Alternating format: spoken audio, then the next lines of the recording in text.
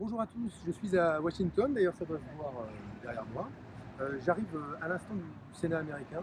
J'ai pu avoir un entretien avec le sénateur Bernie Sanders, sénateur du Vermont, mais aussi candidat à l'élection primaire face à Hillary Clinton.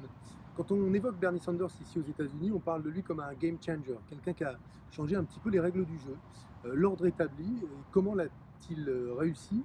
En mettant la question sociale au cœur du débat politique américain. On a parlé de salaire, on a parlé de durée du travail, on a parlé de gratuité de la scolarité, conditions d'études, tous ces sujets qui étaient jusqu'ici invisibles dans le débat public américain et qui sont venus sur le devant de la scène grâce à la candidature, au message et au discours porté par Bernie Sanders. C'est levé autour de lui un vrai mouvement politique qui se retrouvait autour du thème et du slogan de la révolution politique. Et ce mouvement est puissant aujourd'hui.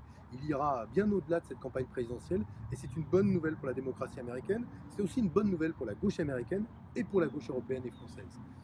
Ce qui m'a frappé dans l'entretien que j'ai eu avec lui, c'est le caractère très semblable de nos vies politiques.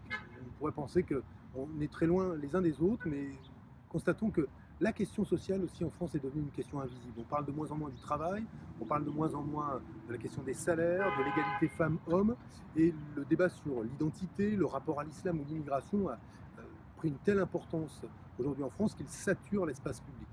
Eh bien, moi je considère aujourd'hui qu'il faut remettre la question sociale au centre du débat politique. C'est la raison pour laquelle, lors de ce séjour aux États-Unis, je rencontre les responsables qui défendent le principe d'un revenu universel d'existence.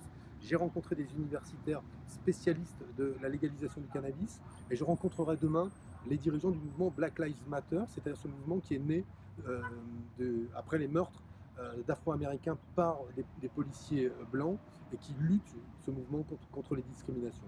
Je veux vraiment que ces sujets invisibles soient des sujets centraux dans le débat politique. C'est la raison pour laquelle je me suis engagé dans les primaires à gauche. C'est la raison pour laquelle, jusqu'au bout, je me battrai pour la question sociale.